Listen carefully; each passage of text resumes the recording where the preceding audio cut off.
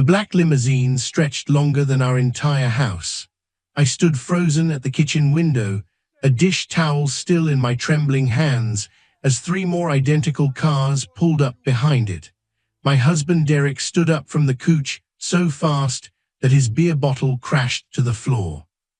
"What in the world?" he muttered. The driver's door of the first limousine opened, and a man in a crisp black suit stepped out. He walked around to the back door and opened it with a bow. And then my father stepped out.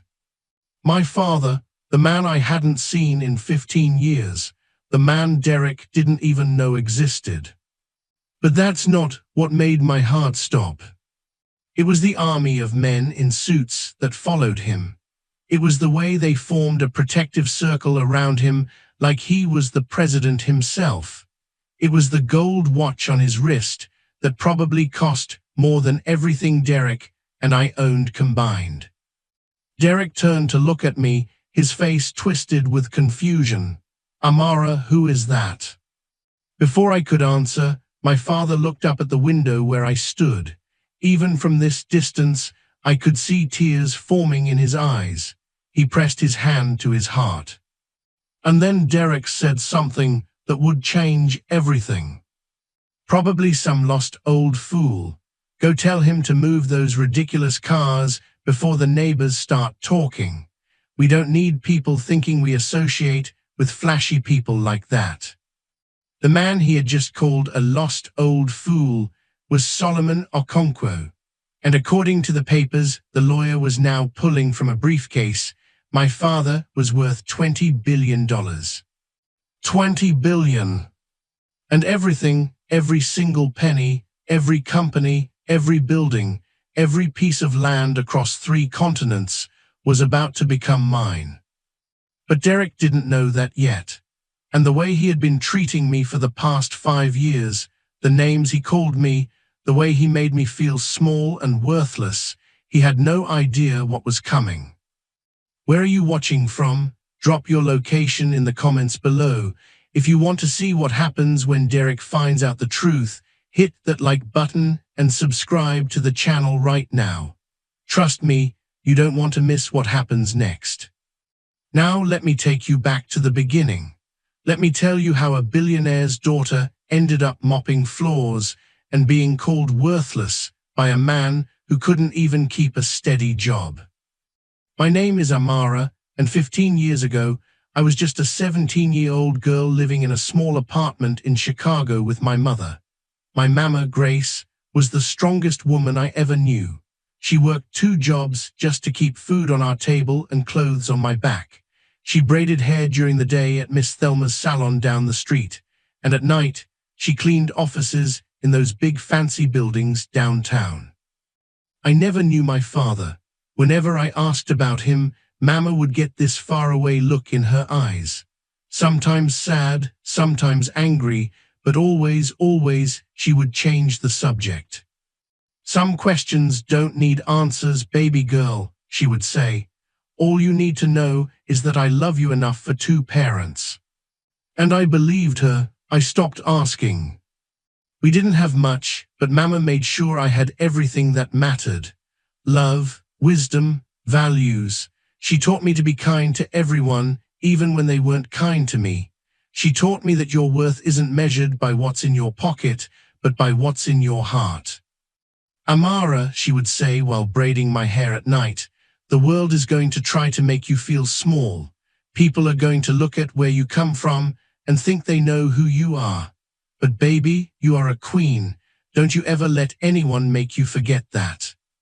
I carried those words with me like a shield. School was hard sometimes. The other kids had name-brand shoes and the latest phones. I had hand-me-downs and a flip phone that Mama got from her coworker, but I didn't let it bother me. I focused on my studies. I dreamed of becoming a nurse someday, of helping people, of making Mama proud. And then I met Derek Williams. I was 19, working part-time at a coffee shop near the community college I attended. Derek walked in one Tuesday afternoon, tall and handsome with a smile that could light up a room. He ordered a caramel latte, and when I handed it to him, our fingers touched. "You got a beautiful smile," he said. "What's your name?" "Amara." "Amara," he repeated, like he was tasting the word. "That's pretty, it fits you." He came back every day after that. Sometimes he'd stay for hours, just talking to me between customers. He told me about his dreams of starting his own car repair business. He told me about growing up rough, about his mama passing when he was young, about how he had to fight for everything he ever had. "We're the same, you and me," he said one evening. "Two people trying to make something out of nothing. I like that about you, Amara. You're real. You're not fake like these other girls out here." I fell in love with his words. I fell in love with the way he made me feel seen. When Derek looked at me, I felt like the most important person in the world. 6 months later, he proposed with a small ring he said he'd been saving up for. I said yes, before he even finished asking the question. Mama wasn't so sure. "There's something about that boy," she said the night I told her. "I can't put my finger on it, but something just doesn't sit right." "Mama, you don't know him like I do," I said. "He loves me. He's going to take care of me." Mama sighed heavily. She looked at me with those wise, tired eyes. "Baby, a man who truly loves you will never make you question your worth. Remember that." I didn't understand what she meant, not then. Derek and I got married at the courthouse. Nothing fancy, just us, a judge, and 2 witnesses we pulled off the street. Derek said we'd have a proper wedding later when his business took off. That was 5 years ago. There was never a proper wedding. For the first year, things were good. Not perfect, but good. Derek worked at various auto shops around the city, never staying at one place too long. "These managers don't recognize talent," he'd always say. "They're holding me back." I worked double shifts at the hospital, where I finally got a job as a nursing assistant. It wasn't my dream of being a full nurse yet, but it was a start. I was proud of myself. But somewhere along the way, Derek changed. Or maybe he didn't change at all. Maybe he just finally showed me who he really was. It started small, little comments here and there. "You call that dinner? My mama could cook better than this," with her eyes closed. "Why do you always look so tired? Other wives manage to look nice for their husbands. You really think they're going to promote you? Come on, Amara, be realistic." I made excuses for him. He was stressed. He was tired. Things would get better when he finally got his business going. But things didn't get better. They got worse. By year 3, Derek had stopped working altogether. He said he was planning his business, that he needed time to strategize. What he really did was sit on the couch all day, watching TV and drinking beer while I worked myself to the bone. I paid all the bills. I bought all the groceries. I cleaned the house after 12-hour shifts at the hospital, and somehow, in Derek's eyes, I was never good enough. "Look at you," he said one night when I came home exhausted. "You're pathetic. Your own daddy didn't even want you. That's why he left, you know, because he knew you'd turn out to be nothing special." Those words cut deeper than any knife. I went to the bedroom and cried into my pillow so he wouldn't hear me. But I stayed, because I remembered my wedding vows, because I kept hoping the old Derek, the one who called me beautiful and made me feel special, would come back. Then Mama got sick. Cancer, stage 4. The doctors said she had maybe 6 months. I spent every moment I could at her bedside. I worked my shifts and then went straight to the hospital, where she lay getting smaller and weaker every day. Derek complained that I wasn't home enough. He complained that dinner wasn't ready when he wanted it. He complained that I was neglecting him. My mother was dying, and my husband was worried about his dinner. 1 week before Mama passed, She grabbed my hand with surprising strength. Her eyes were clear and urgent. Amara, baby, I need to tell you something. Something I should have told you a long time ago. What is it, Mamo? She took a shaky breath. Your father, he didn't leave us, I left him. My heart pounded. What, why? He was involved in things, dangerous things, I thought. At least I thought he was dangerous. I was young and scared. I took you and ran, changed our names, started over. Tears rolled down her cheeks. But I was wrong, baby, so wrong, and I've kept you from him all these years. She pressed a worn envelope into my hands. His name is Solomon, Solomon Okonkwo. Everything you need to find him is in here. Promise me you'll read it. Promise me you'll find him. Mama, I don't understand. Promise me, Amara. I promise, I whispered. She smiled then, peaceful. My beautiful girl, you're going to be okay. You're stronger than you know. 3 days later, my mother was gone. I was devastated, broken. I could barely get out of bed for weeks. And Derek, my loving husband. He went through Mama's things before her body was even cold, looking for anything valuable he could sell. There's got to be something worth money in all this junk, he muttered, tossing aside photo albums and keepsakes. I wanted to scream. I wanted to throw him out. But I was so weak, so empty, I just sat there and watched him destroy my mother's memory. Later that night, alone in the bathroom, I finally opened the envelope Mama had given me. Inside was a photograph of a young man with kind eyes and a gentle smile, my father. On the back, someone had written an address in Nigeria and a phone number. There was also a letter from him to me. My dearest daughter, it began, not a day goes by that I don't think of you and wonder where you are. Your mother took you from me, and I have spent every moment since trying to find you. If you're reading this, it means she finally told you the truth. Please, Amara, come find me. Let me explain everything. Let me be your father again. I love you. I have always loved you. The letter was dated 15 years ago. For 15 years, my father had been looking for me. For 15 years, he had loved me from a distance. I clutched the letter to my chest and sobbed. But I didn't call him. I was scared and hurt and confused. What would I even say to a stranger who was supposed to be my father? Months passed. I tucked the envelope away in a hiding spot Derek would never find.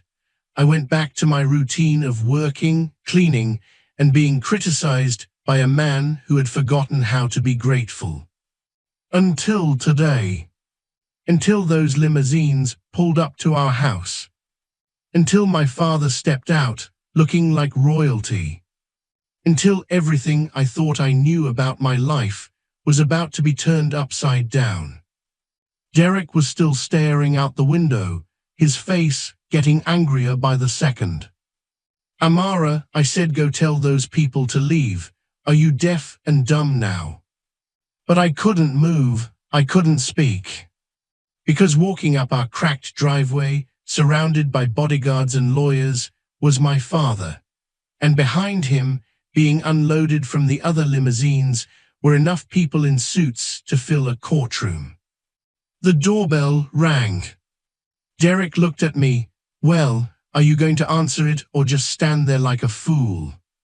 I put down the dish towel. I smoothed my worn dress. I took a deep breath. And then I walked to the door that would change my life forever. My hand trembled as I reached for the doorknob.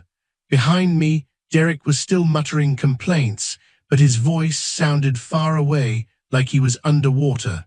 All I could hear was the pounding of my own heart. I opened the door. And there he was, my father, Solomon Okonkwo, standing on my crumbling porch like a king visiting a peasant's hut. He was tall, taller than I expected. His grey hair was cut close to his head, and his beard was neatly trimmed. He wore a suit that looked like it cost more than our car, but it was his eyes that got me. They were my eyes, the same deep brown, the same shape. Looking at him was like looking into a mirror that showed me what I could have been. For a moment, neither of us spoke. We just stood there, father and daughter, separated by 15 years and a doorway. Then his face crumpled. Tears spilled down his cheeks, and this powerful man, this billionaire surrounded by bodyguards, let out a sob that broke my heart. "Amara," he whispered, "my baby girl, I finally found you." Before I could respond, he pulled me into his arms. He held me so tight I could barely breathe, but I didn't care. He smelled like expensive cologne and something else, something that felt strangely like home. "Who is this?" Derek's sharp voice cut through the moment. He had come up behind me, his arms crossed, his face twisted with suspicion. My father released me, but kept his hands on my shoulders, like he was afraid I might disappear if he let go. He looked at Derek with an expression I couldn't quite read. "I am Solomon Okonkwo," he said, his voice deep and commanding. "I am Amara's father." Derek laughed, actually laughed. "Her father? Nice try, old man. Amara doesn't have a father. He ran off before she was born. Everybody knows that." I flinched at his words. Even now, even in front of a stranger, Derek couldn't help but try to make me feel small. My father's eyes narrowed. I saw something flash in them, something dangerous. But when he spoke, his voice was calm. "There is much you don't know, young man, but that is a conversation for another time." He turned back to me, his expression softening. "Amara, may we come inside? There is so much I need to tell you, so much I need to explain." I nodded, still unable to find my words. I stepped aside and let them in. My father entered first, followed by a woman in a sharp grey suit carrying a leather briefcase, then two large men who were clearly bodyguards. The rest of the entourage waited outside, standing by the limousines like statues. I had never been more embarrassed by our house. The carpet was stained. The furniture was old and sagging. There were beer bottles on the coffee table from Derek's afternoon of doing nothing. But my father didn't seem to notice any of it. His eyes were fixed on me, drinking in every detail of my face like he was memorizing me. "Please sit down," I managed to say. My father sat on our worn couch. The woman with the briefcase sat beside him.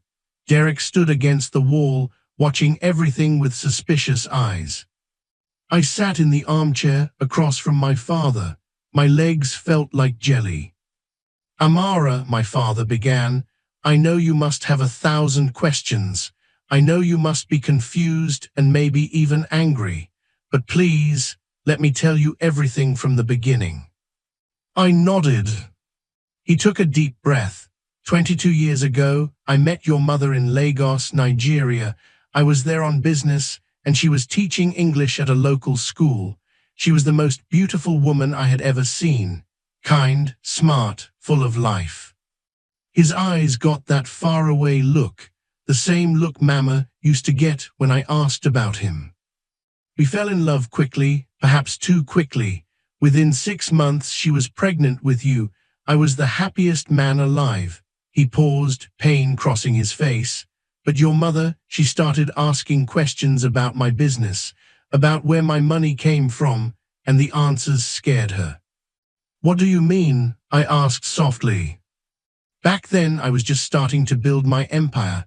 I dealt in oil, mining, real estate. It was cutthroat, dangerous. There were people who wanted to hurt me, and they would have hurt anyone close to me to do it. Your mother saw some things that frightened her. She overheard a conversation about threats against my family. She thought I was a criminal. He shook his head sadly. "I was not a criminal, Amara. I was just a man trying to protect what was his, but I failed to explain that to her. I failed to make her understand. And one morning, I woke up and she was gone. She had taken you and vanished. Tears were falling down my face now. This matched what Mama had told me. She had been scared. She had run. I searched for you both for 15 years, my father continued. I hired the best investigators in the world. I spent millions of dollars, but your mother was smart. She changed your names. She moved from city to city. She covered her tracks well.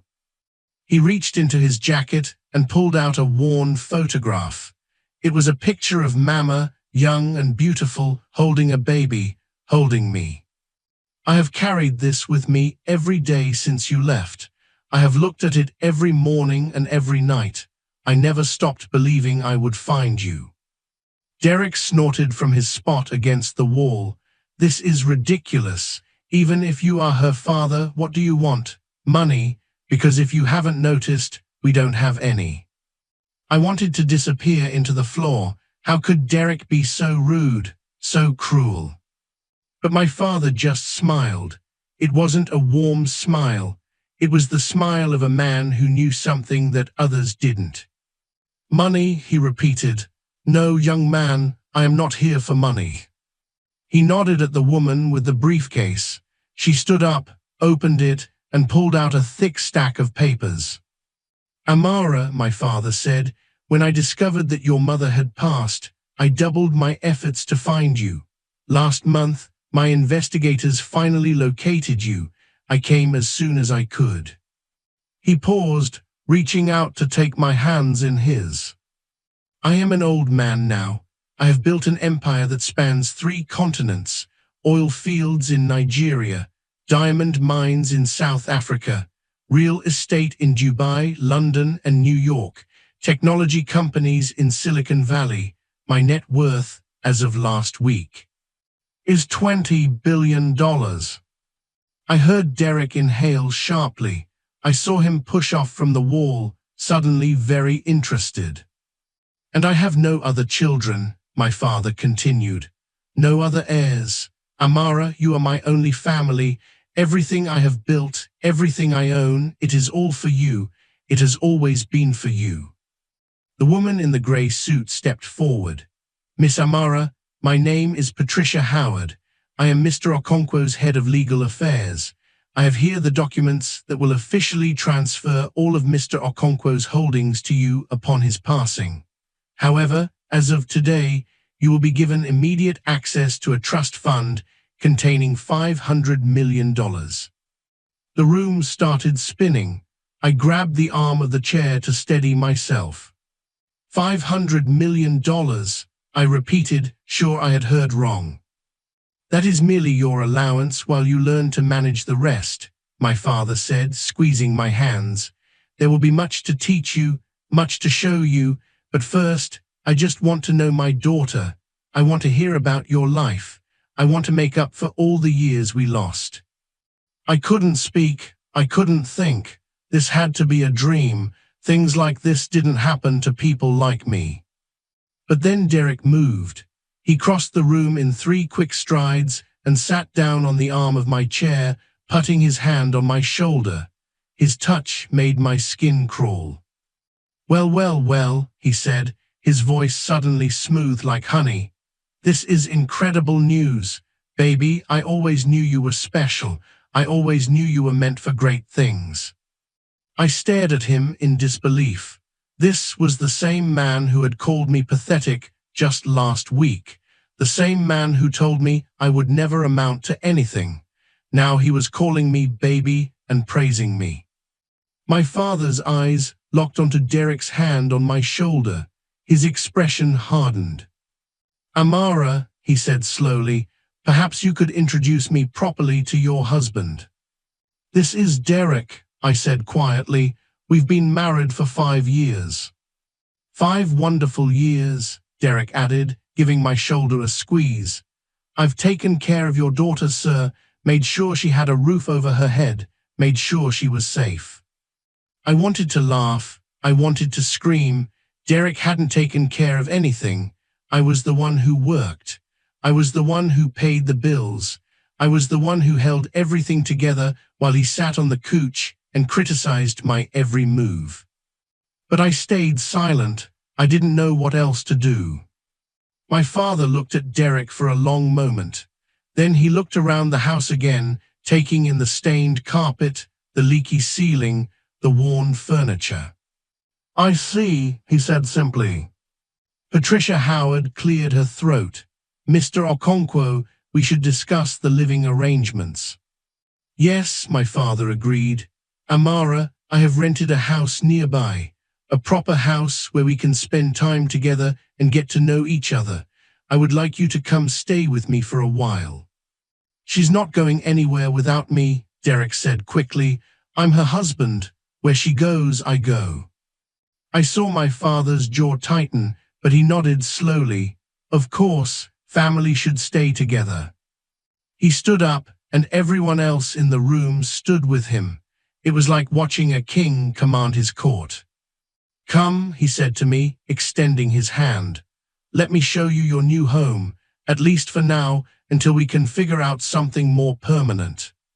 I took his hand. It was warm and strong. It felt safe. As we walked toward the door, my father paused. He looked back at our shabby little house, then at Derek. "Young man," he said, "I understand that times have been difficult. I understand that you have been struggling. But know this, my daughter is precious to me. She is worth more than all the money in the world, and I intend to make sure she is treated accordingly." Derek's smile faltered for just a second, but then it was back, bright and fake. "Of course, sir, I love Amara more than anything. I would do anything for her." The lie hung in the air like poison. We walked outside to the waiting limousines. Neighbors were starting to gather on their porches, whispering and pointing. I kept my head down, overwhelmed by it all. The driver opened the door to the first limousine. I had never been inside a car like this before. The seats were leather, soft as butter. There was a mini refrigerator stocked with water and juice, screens built into the seats, everything gleaming and new. My father sat beside me. Derek scrambled into the seat across from us, his eyes darting around, taking in every luxurious detail. "This is really something," Derek said, "really something." As the car pulled away from our old house, my father took my hand again. "Amara," he said softly, "I know this is all very sudden. I know it must be overwhelming. But I want you to know that I am here now. I will never leave you again. Whatever you need, whatever you want, it is yours." I felt tears pricking my eyes again. For so long, I had felt alone. Even married to Derek, I had felt completely and utterly alone. And now here was this man, this stranger who was my father, promising me everything I had ever wanted. Love, security, family. But something nagged at the back of my mind. A warning, Mama's voice whispering to me from beyond the grave. A man who truly loves you will never make you question your worth. I looked at Derek, who was already on his phone, probably texting his friends about his sudden change in fortune. Our sudden change in fortune. I thought about all the times he had made me feel worthless, all the cruel words, all the nights I cried myself to sleep. Now that money was involved, would he suddenly become the loving husband he had promised to be? And if he did, what did that say about him? What did that say about our entire marriage? The limousine turned onto a tree-lined street I had never been on before. We passed mansions, actual mansions, with gates and fountains and gardens that looked like something from a magazine. And then we stopped in front of the biggest one of all. It was 3 stories tall, made of white stone that gleamed in the afternoon sun. There were columns in front, like a Greek temple. The lawn was perfectly manicured, and flowers bloomed in every color of the rainbow. "Welcome to your temporary home," my father said. Derek was out of the car before it even fully stopped, his mouth hanging open as he stared at the mansion. I stepped out more slowly, my legs shaking. This morning, I had been washing dishes in a house with a leaky roof and stained carpets. Now I was standing in front of a mansion that looked like it belonged to royalty. My father came up beside me and put his arm around my shoulders. "I know it is a lot to take in," he said, "but this is just the beginning, Amara. This is just the beginning." We walked toward the front door together. Derek hurried to catch up, positioning himself on my other side like he had been there all along. A butler opened the door before we even reached it. An actual butler, dressed in a formal uniform, bowing as we entered. The inside of the house was even more stunning than the outside. Marble floors, crystal chandeliers, artwork on the walls that looked like it belonged in a museum. I felt like I was in a dream, a beautiful, impossible dream. "I will have the staff show you to your rooms," my father said. "Take some time to freshen up and rest. Tonight, we will have dinner together, just the three of us, and we will begin to get to know each other properly." He kissed my forehead, a gentle, fatherly kiss. "I have waited 15 years for this moment," he whispered. "Thank you for giving me a chance." And then he was gone, disappearing down a hallway with Patricia Howard at his side. Derek grabbed my arm as soon as we were alone. His grip was tight, almost painful. "Do you understand what this means?" he hissed, his eyes wild with excitement. "We're rich, Amara. We're going to be billionaires. Everything is going to change." I looked at his face, at the greed glittering in his eyes. "Yes," I thought, "everything is going to change. But not in the way you think." A young woman in a maid's uniform appeared and led us up a grand staircase to the second floor. She opened a door to reveal the most beautiful bedroom I had ever seen. A king-sized bed with silk sheets, floor-to-ceiling windows overlooking the garden, a bathroom bigger than our entire old house. "Mr. Okonkwo thought you might like this room," the maid said. "If you need anything at all, just ring the bell." She left us alone. Derek immediately started opening drawers and closets, running his hands over everything like he couldn't believe it was real. "Look at this place," he kept saying. "Look at this." I sat down on the edge of the bed. My mind was spinning. $20 billion. A father I never knew. A husband who had treated me like dirt for 5 years and was now acting like he had won the lottery. What was I supposed to do with all of this? There was a knock at the door. Derek was too busy examining a fancy lamp to notice, so I got up and answered it. It was Patricia Howard, the lawyer. "Miss Amara," she said quietly, glancing past me at Derek, "may I have a word with you, in private?" I looked back at Derek. He was now taking pictures of the room on his phone. "Of course," I said. I stepped into the hallway and closed the door behind me. Patricia's expression was serious. "Miss Amara, your father asked me to give you something he wanted you to have before dinner tonight." She handed me a small velvet box. "What is it?" I asked. "Open it." I lifted the lid. Inside, nestled in silk, was a gold necklace with a pendant. The pendant was shaped like a heart, and embedded in the center was a diamond that sparkled like a star. "Your father had this made the day you were born," Patricia said softly. "He has kept it all these years, waiting for the day he could give it to you himself." Tears streamed down my face. I couldn't stop them. "There's something else," Patricia said. She leaned closer, lowering her voice. "Your father has been watching. He sees more than you think, and he wants you to know that whatever you decide, whatever choices you make, he will support you, no matter what." She gave me a meaningful look, and I understood. She was talking about Derek. My father already knew. He could see right through my husband's fake smile and sudden sweetness. "Dinner is at 7, Patricia said, stepping back. "Your father is very much looking forward to it." She walked away, leaving me alone in the hallway with the necklace clutched in my hand. I looked down at the diamond heart, this gift from a father who had loved me from a distance for 15 years. And in that moment, I made a decision. I was done being invisible, done being put down, done being made to feel like I was nothing. My mother had raised me to be a queen. It was time to start acting like one. I put the necklace on, the pendant settled against my chest, right over my heart.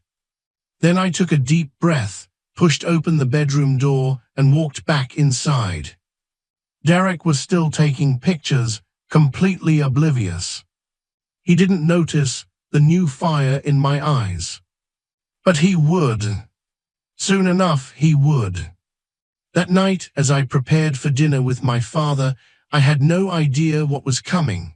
I didn't know about the secrets that would be revealed over the next few days. I didn't know about the betrayal that would shake me to my core. And I definitely didn't know about the moment when Derek would make the biggest mistake of his life. A mistake that would happen right in front of my father. A mistake that would change everything. Dinner that night was unlike anything I had ever experienced. The dining room was massive, with a table long enough to seat 20 people. Crystal glasses sparkled under the light of a chandelier that looked like it was made of 1,000 diamonds. Paintings of beautiful African landscapes covered the walls, and fresh flowers filled vases on every surface. My father sat at the head of the table, dressed in a traditional Nigerian agbada made of rich blue fabric with gold embroidery. He looked like royalty. He looked like exactly what he was, a king in his own right. I had found a beautiful dress in the closet of our room. It was emerald green, simple but elegant, and it fit me perfectly. Someone had clearly planned ahead. When I came down the stairs, my father's eyes filled with tears. "You look just like your mother," he said softly, "so beautiful." Derek had found a suit somewhere, probably from the same magical closet. He strutted into the dining room like he owned the place, pulling out my chair with exaggerated politeness. "Allow me, sweetheart," he said, loud enough for my father to hear. I sat down without thanking him. I was tired of pretending. Servants brought out dish after dish. Jollof rice with perfectly spiced chicken, fried plantains that melted in my mouth, egusi soup with fresh fish. Foods I had only heard about from Mama's stories of her time in Nigeria. "I hope you don't mind," my father said. "I asked the chef to prepare traditional Nigerian dishes. I thought perhaps you might like to taste your heritage." "It's wonderful," I said, and I meant it. Every bite was like discovering a piece of myself I never knew existed. Derek, on the other hand, poked at his food suspiciously. "What exactly is this?" he asked, holding up a piece of meat. "Goat meat," my father replied calmly, "a delicacy." Derek wrinkled his nose and pushed it aside. "I'm more of a steak and potatoes kind of guy." I saw my father's expression flicker just for a moment, but he said nothing. As we ate, my father told me stories about his childhood in Nigeria. He told me about growing up poor in a small village, about walking miles to school every day, about dreaming of a better life. "I had nothing," he said, "but I had determination, I had faith, and I had a mother who believed in me even when no one else did." His eyes met mine across the table. "Your grandmother, Amara, she would have loved you so much. She used to pray every night that I would find you. She passed away 3 years ago, still praying." My heart ached. A grandmother I would never meet, Maury family lost to time and distance. "I'm so sorry," I whispered. "Do not be sorry," my father said. She is at peace now, and she knows that I found you. Somehow, I believe she knows." Derek cleared his throat loudly. "So, Mr. Okonkwo, tell me more about this business of yours. $20 billion is quite impressive. How exactly did you build all that?" My father turned to look at Derek. His expression was unreadable. "Hard work," he said simply, "sacrifice, and never forgetting where I came from." Right, Derek nodded eagerly. "But I mean specifically, what kind of deals, what kind of investments? I've always been interested in business myself. I've got big plans, big dreams. Maybe you could give me some pointers." I wanted to sink into the floor. Derek had never had big plans in his life. The only thing he had ever been consistent about was making excuses for why he couldn't work. My father took a slow sip of his wine. "The most important lesson I have learned in business," he said, "is that a man's character matters more than his ambition. You can have all the dreams in the world, but if you do not have integrity, if you do not treat people with respect, you will never truly succeed." Derek's smile faltered. "Of course, absolutely, I totally agree." "Do you?" my father asked quietly. The tension in the room was so thick, I could feel it pressing against my skin. Before Derek could respond, my father turned back to me with a warm smile. "Amara, tell me about yourself. What do you do? What are your dreams?" I set down my fork, surprised that anyone cared to ask. "I work at the hospital," I said. "I'm a nursing assistant, but I've always dreamed of becoming a full nurse, maybe even a doctor someday. I want to help people. That's all I've ever wanted." My father's face lit up with pride. "A healer, just like your grandmother. She was the village healer in our town. People came from miles around to see her. You have her spirit, Amara. I can see it in you." Warmth spread through my chest. No one had ever spoken to me like this before. No one had ever looked at me like I was something precious and valuable. "A nursing assistant," Derek said with a little laugh. "I keep telling her she should aim higher, but you know how she is. No ambition." The words hung in the air like a slap. My father slowly set down his wine glass. When he looked at Derek, there was no warmth in his eyes at all. "My daughter," he said, his voice dangerously quiet, "works 12-hour shifts caring for the sick and the dying. She holds the hands of people in their darkest moments. She brings comfort to those who have no one else. You call that no ambition?" Derek's face went pale. "I didn't mean it like that, I just meant." "I know exactly what you meant." My father's voice was like ice. "And I would advise you to think very carefully before you speak about my daughter again." The room was silent. Even the servants had stopped moving. I stared at my father, my heart pounding. No one had ever defended me like that before. No one had ever stood up for me against Derek's constant criticism. Derek laughed nervously. "Hey, I'm sorry. I didn't mean to offend anyone. Amara knows I'm just joking around, right, baby?" He looked at me, his eyes pleading. For years I had covered for him, made excuses, smoothed things over. That's what a good wife did, right? That's what Mama had taught me. Stand by your man. But Mama had also taught me something else. A man who truly loves you will never make you question your worth. I looked at Derek. I looked at his fake smile and his desperate eyes. And I said nothing. The silence was my answer. Derek's face darkened. I saw anger flash in his eyes. The same anger I had seen so many times before when I didn't give him what he wanted. But he couldn't explode here, not in front of my father. So he swallowed it down and picked up his fork. "Great dinner," he muttered. "Really great." The rest of the meal passed in awkward silence. When it was finally over, my father stood up. "Amara, would you walk with me in the garden? I find that the night air helps me think. Of course, I said, standing quickly.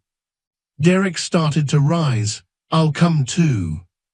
I would like some time alone with my daughter, my father said firmly. I'm sure you understand. It wasn't a request.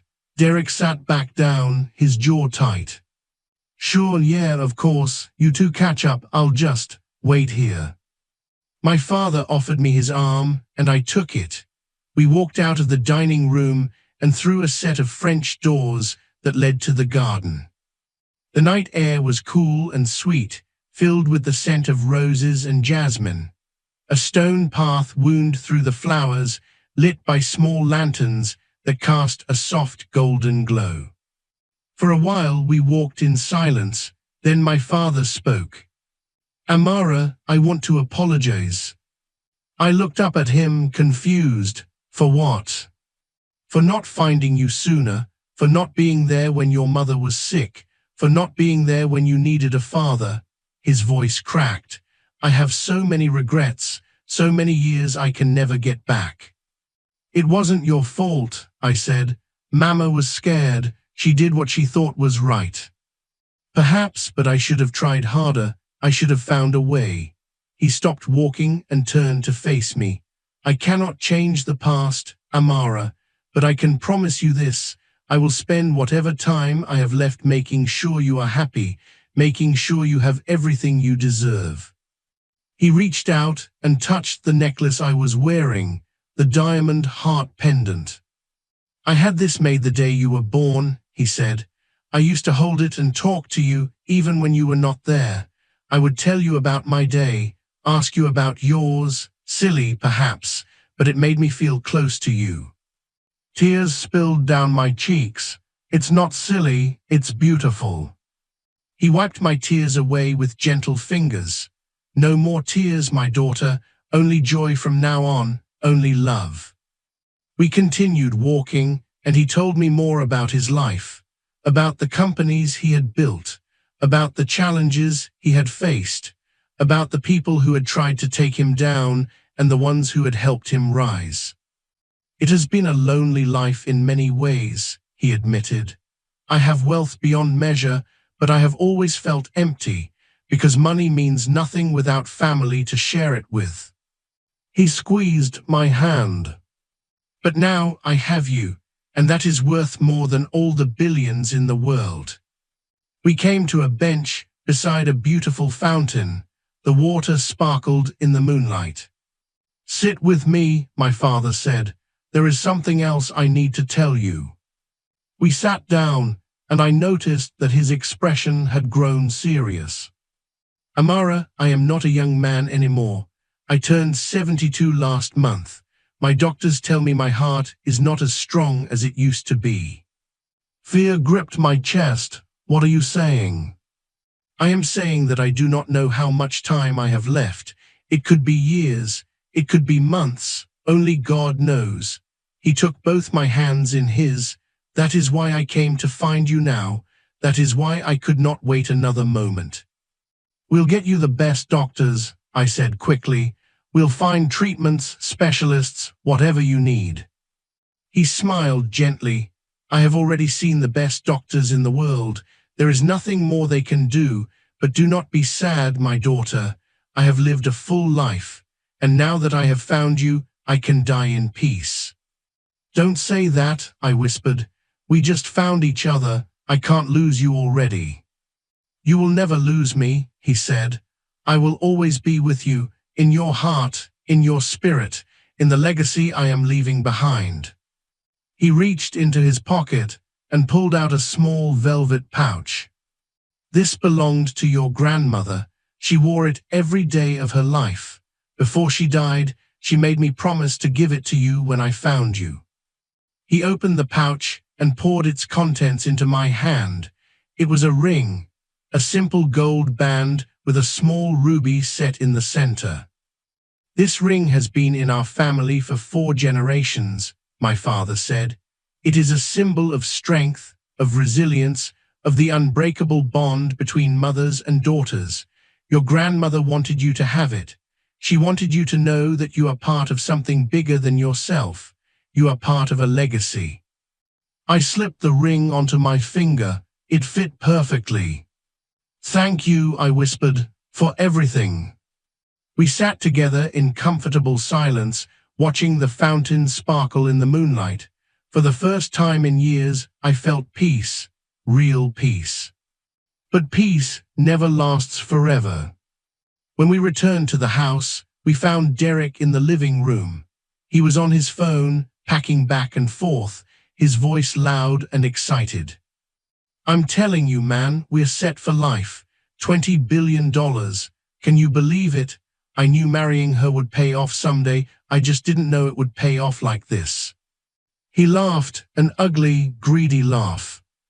Yeah, I know she's not much to look at, but who cares now, right? I can get whatever I want on the side once the money comes through. She'll never even know. She's too dumb to figure it out. He still hadn't noticed us, standing in the doorway. The old man is already sick. Did you hear that part? He's dying, which means everything comes to her even sooner, and since I'm her husband, what's hers is mine. That's how it works, right? Community property or whatever. My lawyer is looking into it right now. My father's hand tightened on my arm. I could feel him trembling with rage. Derek kept talking, digging his grave deeper with every word. I've put up with her for 5 years, bro. 5 years of her whining and crying and asking for things. Now it's my turn. Now I'm going to live the life I deserve. Private jets, fancy cars, women who actually know how to. Derek. My voice cut through the room like a knife. He spun around, his phone still pressed to his ear. When he saw us standing there, his face went white as a sheet. Baby, I wasn't. How long have you been standing there? I didn't answer. I couldn't. The pain in my chest was so intense I thought I might collapse. My father stepped forward. When he spoke, his voice was calm, too calm.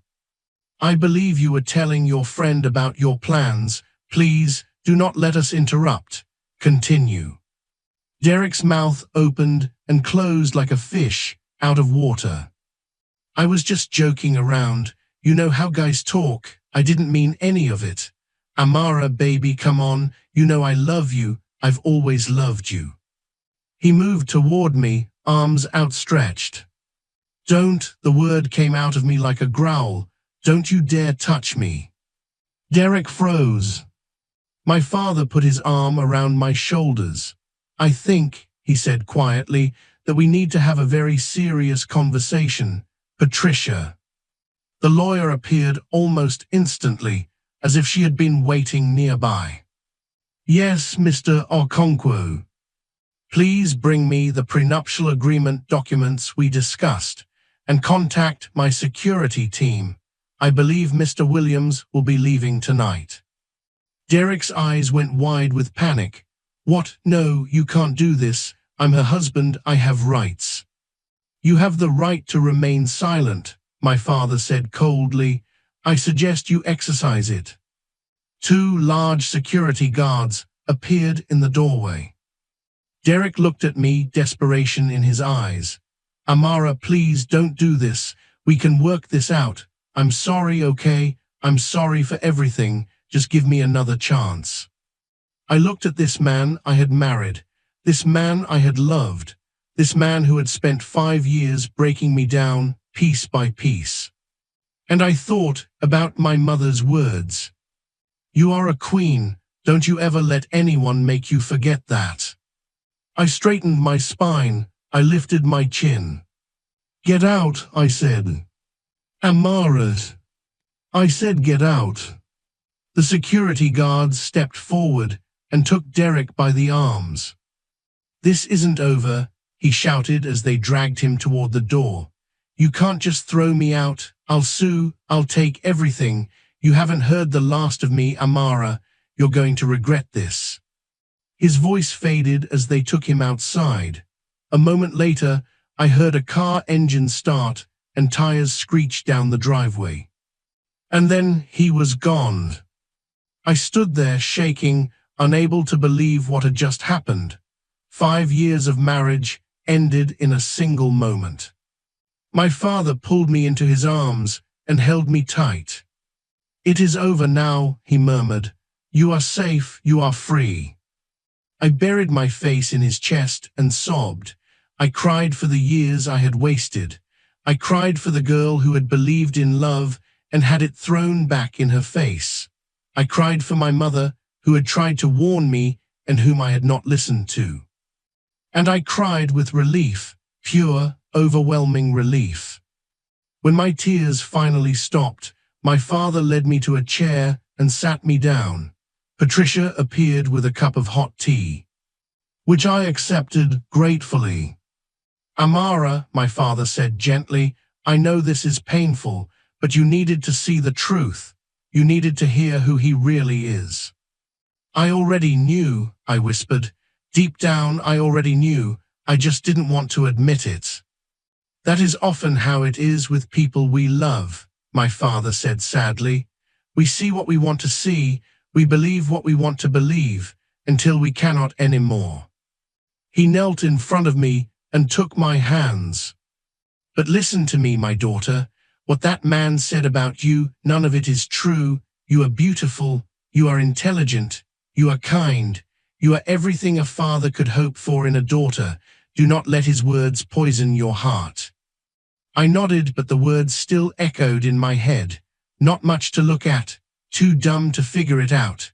5 years of cruel words, all confirmed in a single phone call. "It will take time," my father said, as if reading my thoughts. "Healing always takes time, but I will be here with you every step of the way." Patricia cleared her throat. "Sir, there's something else you should know." My father stood up, his expression turning serious. "What is it?" "Our investigators have been looking into Mr. Williams' background, as you requested. They've found some concerning information." She handed him a folder. My father opened it and began reading. As he did, his face grew darker and darker. "What is it?" I asked, fear creeping into my voice. My father looked at me, his eyes filled with a mixture of anger and sorrow. "It appears," he said slowly, "that your husband has been keeping secrets from you, very serious secrets." He handed me the folder. I opened it with trembling hands, and what I saw inside made my blood run cold. The folder contained photographs, bank statements, legal documents, and a truth so devastating that I had to read it 3 times before my brain could accept what my eyes were seeing. Derek had another family. A woman named Tiffany Brooks, 2 children, a boy named Derek Jr., age 4, a girl named Destiny, age 2. He had been married to her the entire time he was married to me. The photographs showed them together, smiling, happy, Derek with his arm around Tiffany, Derek holding his children, Derek at birthday parties and holidays and family dinners, living a whole other life while I worked double shifts to pay for a home he barely spent time in. "This can't be real," I whispered. "This has to be a mistake." But the evidence was undeniable. Marriage certificate dated 2 years before ours, birth certificates for both children, bank records showing money transfers to Tiffany every month, money that I now realized must have come from our joint account, money I had earned. He had been stealing from me to support his other family. "I am so sorry, Amara," my father said softly. "I wish I did not have to show you this." I couldn't speak, I couldn't breathe. The room was spinning around me, and I gripped the arms of the chair to keep from falling. All those nights Derek didn't come home, all those times he said he was working late or hanging with the boys, all those weekends he disappeared without explanation. He had been with them, his real family, the family he actually wanted. And I had been nothing but a paycheck to him, a fool who worked herself to exhaustion while he played house with another woman. There's more, Patricia said quietly. I looked up at her, unable to imagine what could possibly be worse. She pulled another document from the folder. 6 months ago, Mr. Williams took out a life insurance policy on you for $5 million. The words didn't make sense at first. Life insurance on me. He also made several internet searches that our investigators found concerning, Patricia continued, her voice tight. Searches about accidental deaths, searches about medications that can cause heart failure, searches about how to make a death look natural. The teacup slipped from my fingers and shattered on the marble floor. He was planning to kill me, I said, the words coming out flat and hollow. My husband was planning to kill me. My father's face was a mask of controlled fury. It appears so. We believe that when he learned about your inheritance, he accelerated his timeline. He wanted to secure access to your money before eliminating you. I thought about all the times Derek had offered to cook for me lately, the way he had started bringing me coffee in the morning, the strange stomach aches I had been having. Had he already started? I know this is overwhelming, my father said, kneeling beside me again, but you are safe now. He cannot hurt you. My security team will make sure of that. Does he know? I asked. Does he know that you know? No, we wanted to tell you first, to give you time to process before we decide how to proceed. I stood up suddenly, my legs shaky but holding. Anger was beginning to burn through the shock, hot and fierce. I want to see him, I said. I want to look him in the eyes and hear him try to explain this. My father frowned. Amara, I do not think that is wise. He spent 5 years lying to me, 5 years making me feel worthless while he had another family, another wife, children. My voice cracked on the last word. I deserve to confront him. I deserve answers. My father studied my face for a long moment, then he nodded slowly. Very well, but not alone, and not tonight. Tomorrow, when you have had time to rest and think, we will do this properly. I wanted to argue, but exhaustion was crashing over me like a wave. The emotional toll of the day had drained every ounce of energy from my body. Okay, I agreed. Tomorrow. Patricia gathered the scattered documents and returned them to the folder. I'll have our legal team prepare everything. Given the evidence of bigamy and potential attempted murder, Mr. Williams will be facing serious criminal charges. He won't be able to hurt you or anyone else. Bigamy, attempted murder, words I never thought would apply to my own marriage. My father helped me up the stairs to my room. At the door, he paused. Your mother was right to run from me all those years ago, he said quietly. She saw danger and she protected you. That is what good parents do. But she was wrong about one thing. What's that? She thought she was the only one who would fight for you. He touched my cheek gently. She was not. I would burn the world down to keep you safe, Amara. I hope you know that. I hugged him then, really hugged him, for the first time since we had met. He held me tight, and I felt the years of loneliness and longing in his embrace. Thank you, I whispered, for finding me, for everything. No thanks needed. You are my daughter. This is what fathers do. After he left, I lay in the enormous bed and stared at the ceiling. Sleep seemed impossible. Every time I closed my eyes, I saw those photographs. Derek smiling with his other family. Derek holding children I didn't know existed. Had he ever loved me at all? Or had I just been convenient, a hard-working woman too naive to see the truth? I thought about our wedding day, the courthouse, the borrowed dress, the way he had looked into my eyes and promised to love me forever. Lies, all of it lies. I must have fallen asleep eventually, because I woke to sunlight streaming through the windows and the smell of breakfast drifting up from downstairs. For a moment I forgot where I was. Then it all came rushing back, the inheritance, the confrontation, the folder full of horrible truths. I got up and showered, letting the hot water wash away some of the heaviness in my chest. When I came out, I found fresh clothes laid out on the bed, a simple but elegant outfit that fit perfectly. Downstairs, my father was already at the breakfast table, reading a newspaper. He looked up when I entered and smiled. "Good morning, my daughter. Did you sleep?" "A little," I admitted. "Sit, eat. You will need your strength today." I sat down and a servant immediately placed a plate in front of me. Eggs, toast, fresh fruit. I wasn't hungry, but I forced myself to eat a few bites. "I've been thinking," I said, "about what to do." My father set down his newspaper. "Tell me." "I don't just want to confront Derek, I want to meet her. Tiffany, I want to know if she knows about me, if she was part of his plan." My father considered this. "That is a reasonable request. Patricia has already located her address. She lives about 30 minutes from here." She lives that close. The realization made me sick.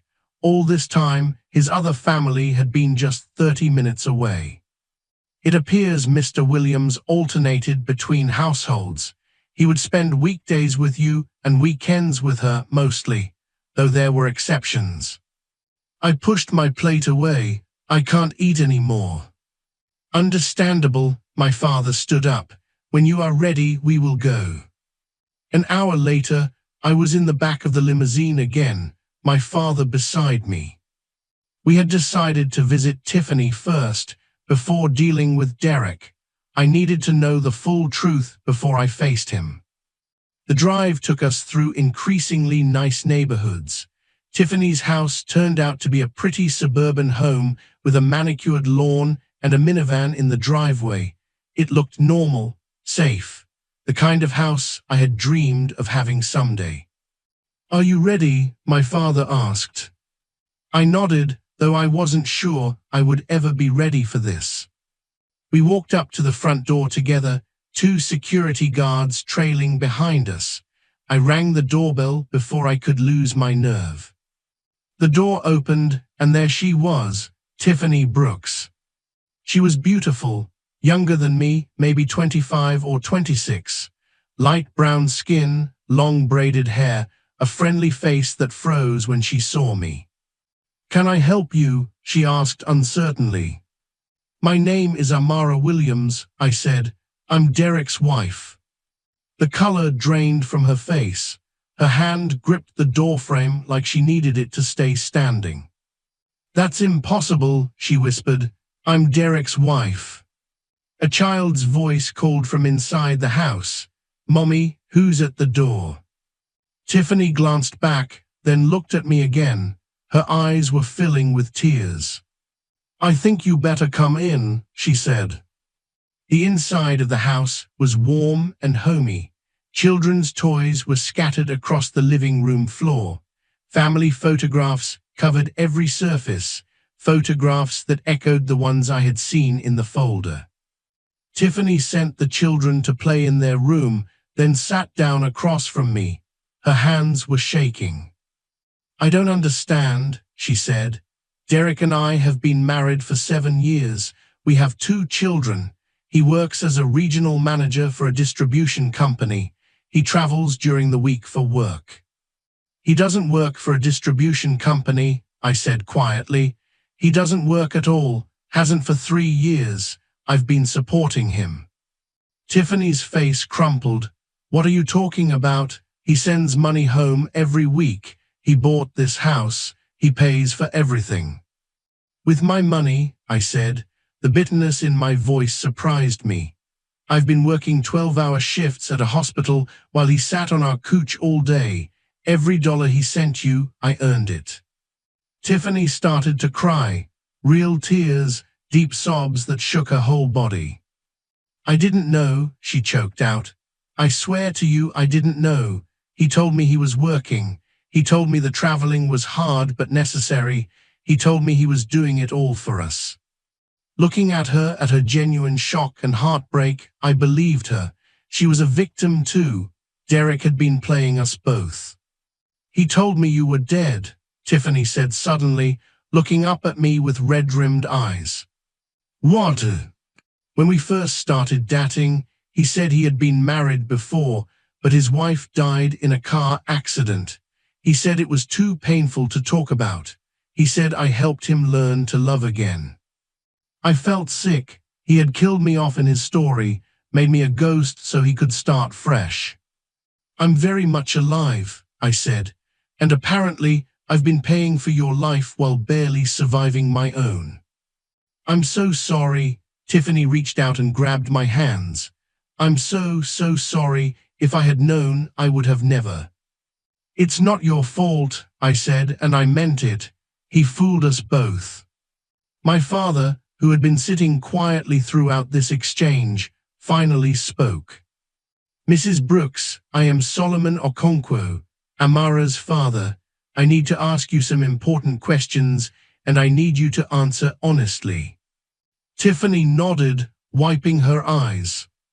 Has Derek ever spoken about harming Amara, about any plans he might have? Tiffany's face went pale. Why would you ask that? Please just answer the question. She was quiet for a long moment, then slowly she nodded. A few months ago, he started talking about money, about how there was going to be a big change coming. He said that soon we wouldn't have to worry about anything ever again. He said he had a plan. What kind of plan? He didn't say exactly, but he mentioned, she trailed off, looking at me with horror in her eyes. He mentioned that accidents happen all the time, that life is unpredictable. I thought he was just talking about his job, about insurance policies for clients, but now. The confirmation hit me like a punch to the stomach. Derek really had been planning to kill me. It wasn't just speculation based on internet searches. He had talked about it, made plans, all while pretending to love me. I have one more question, my father said. Do you know where Derek is now? Tiffany shook her head. He called me last night, frantic, said he had gotten into some trouble and needed to lie low for a few days. I asked him what happened, but he wouldn't tell me. He said he'd call when it was safe. Did he say where he was going? No, but he mentioned needing to get some money together. He said he knew someone who owed him. She paused. He sounded scared, really scared. My father pulled out his phone and stepped away to make a call. I heard him giving instructions to someone, probably his security team. Tiffany reached out and took my hands again. I know you have no reason to trust me, she said, but I want you to know that I meant what I said. I didn't know about any of this. I loved him. I thought he was a good man, a good father. I looked at this woman who should have been my enemy, but all I saw was another person Derek had broken, another life he had destroyed with his lies. What will you do now? I asked. I don't know. She looked around the house, at the photographs, at the toys on the floor. This whole life was built on lies. Everything I thought I had was fake. Not everything, I said. Your children are real. Your love for them is real. That's something he can never take away. She smiled weakly through her tears. Thank you for saying that.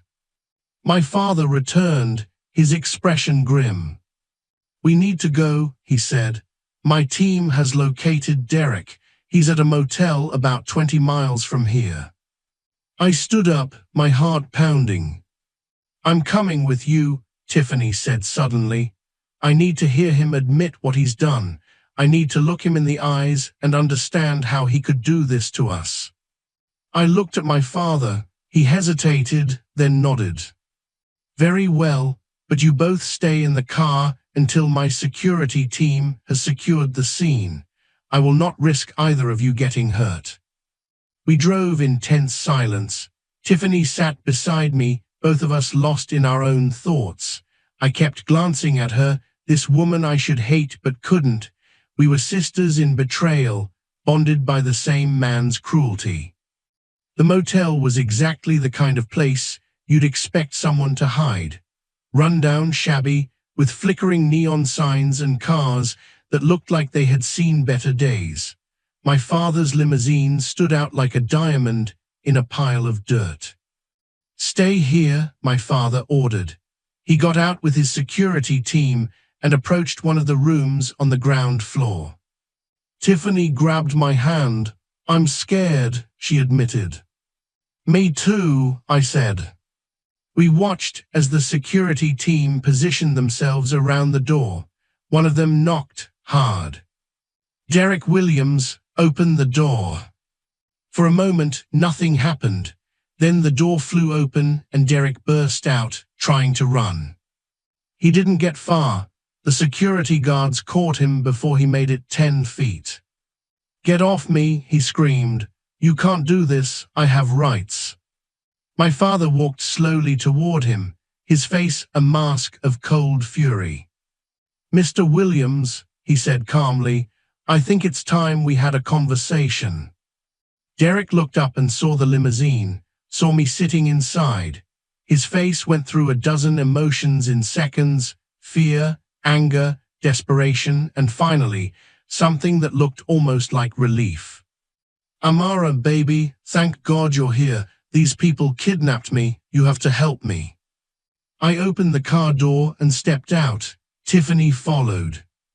When Derek saw her, his face went white.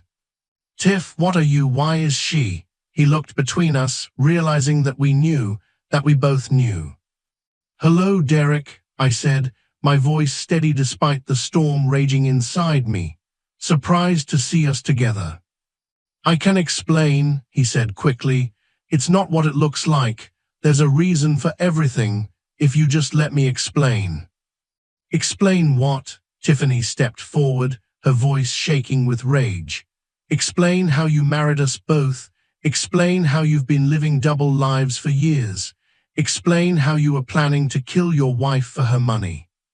"That's crazy. I would never." "Amara, baby, you know me. You know I love you. Whatever they told you, it's lies. Someone's trying to set me up."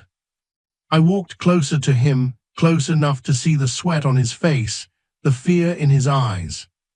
"I saw the bank records, Derek. I saw the life insurance policy. I saw the internet searches." My voice dropped to a whisper.